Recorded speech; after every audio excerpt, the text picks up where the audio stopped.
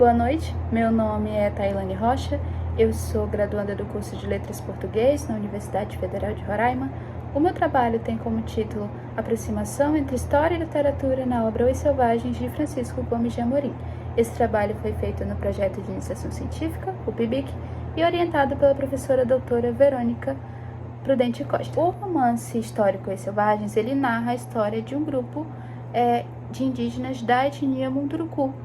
Esse romance, ele apresenta episódios de conversão ao catolicismo de membros desse grupo, os confrontos existentes entre os indígenas da etnia Munduruku e os indígenas da etnia Mura, e tem como pano de fundo a cabanagem, que foi um movimento revolucionário que marcou profundamente a história da Amazônia e dos habitantes que viviam ali na região no momento em que ocorreu esse movimento. No meu trabalho, nós analisamos as convergências entre o enredo da obra Os Selvagens e estudos históricos a respeito da região amazônica e de etnias indígenas que estiveram presentes na região.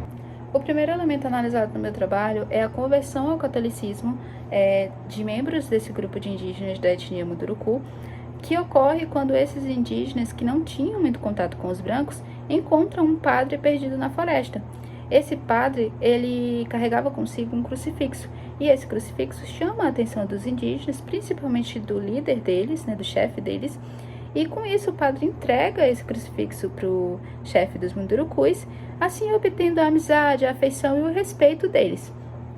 Essa estratégia de conversão, ela era historicamente utilizada pelos missionários e pelos portugueses, que sabiam que o contato físico que eles tinham com os indígenas era antecedido pelo contato com os objetos. Então, eles utilizavam os objetos para atrair a atenção dos gentios e para trocar esses objetos por escravos.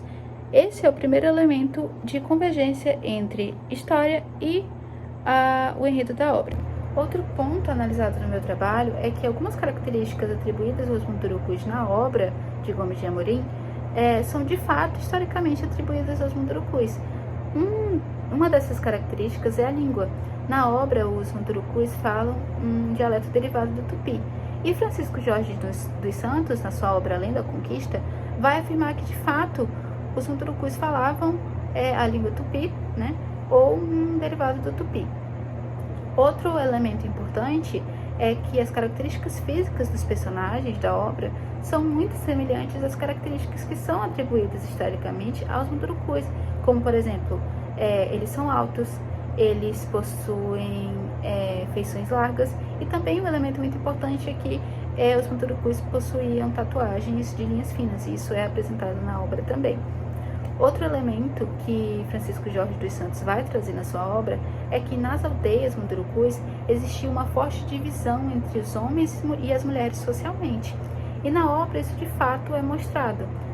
Ali na obra, os homens é que decidem a vida das mulheres. As personagens femininas que são apresentadas pra gente na obra, elas não têm muita voz sobre suas próprias vidas, elas apenas acompanham os homens, e os homens é que tomam todas as decisões. Outro ponto analisado no meu trabalho é a grande rivalidade que existia entre os indígenas da etnia Munduruku e os indígenas da etnia Mura. Essa rivalidade, de fato, ocorria na vida real, digamos assim, Historicamente, os Muras e os Mundurucus são considerados grandes inimigos, e essa inimizade, esses conflitos que ocorriam entre eles são representados na narrativa.